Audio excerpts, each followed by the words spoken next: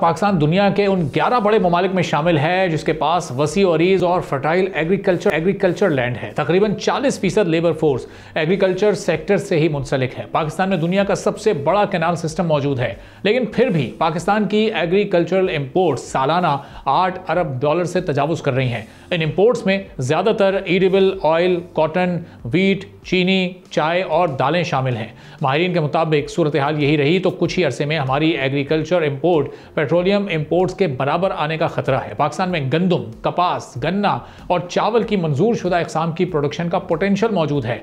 Cotton की production का potential 40 मन फी एकड़ से जायद है, जबकि मौजूदा फी एकड़ एवरेज प्रोडक्शन 6.5 मन से भी कम है।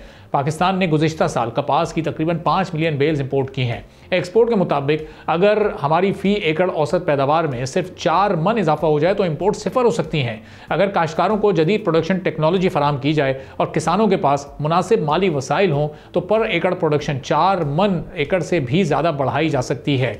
ये सिर्फ एक मेजर क्रॉप की बात हो रही है। इसी तरह बाकी क्रॉप्स भी हैं जिनमें पोटेंशियल मौजूद है, जिससे अगर पूरा फ़ायदा उठाया जाए तो पाकिस्तान सालाना अरबों डॉलर्स का फॉरेन एक्सचेंज बचा सकता है। अभी भी पाकिस्तान में तकरीबन 20 मिलियन एकड़ काबिल काश्त रकबा गैर आबाद है, जिसे अगर एग्रीकल्चर के लिए इस्तेमाल किया जाए तो पाकिस्तान खित्ते में बड़ा एग्री एक्सपोर्टर बनने की सलाहियत रखता है। 12 और 13 फरवरी को कराची एक्सपो सेंटर में agri connection 2025 conference and expo होने जा रही है, जो मुल्क की एग्रीकल्चर सेक्टर के लिए बहुत ही अहमियत की हामिल है।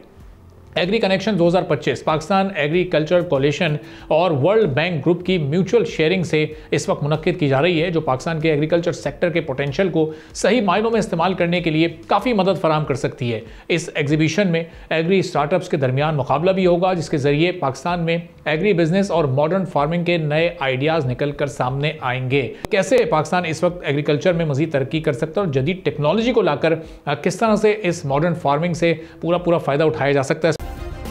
सब्सक्राइब करें और बेल दबाएं ताकि कोई खबर रह न जाए।